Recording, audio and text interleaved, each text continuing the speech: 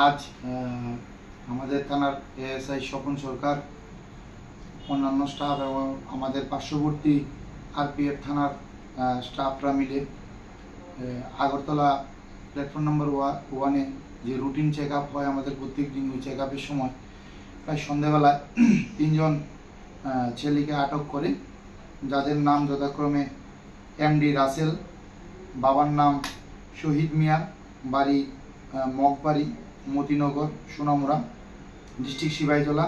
আরেকজন কামাল হক, বাবা আব্দুল কাদির, বাড়ি কুলুবাড়ি, সোনামুড়া।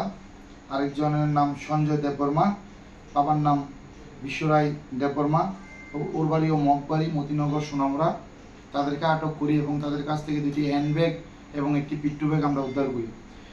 এই ব্যাগগুলি পরবর্তী সময় আমরা তল্লাশি করি। সঙ্গে সঙ্গে তল্লাশি করার পর তার থেকে আমরা নিষিদ্ধ গাঁজা উদ্ধার করি। সর্বমোট 21 কেজি 550 গ্রাম গাঁজা তাদের ব্যাগ থেকে উদ্ধার হয়, যার বর্তমানে কালোবাজারি মূল্য হবে প্রায় 4 লক্ষ টাকা। সঙ্গে সঙ্গে আমরা তাদেরকে অ্যারেস্ট করি এবং তাদের বিরুদ্ধে একটি এনডিপিএস ধারায় মামলা গ্রহণ করি। বর্তমানে তদন্ত চলছে।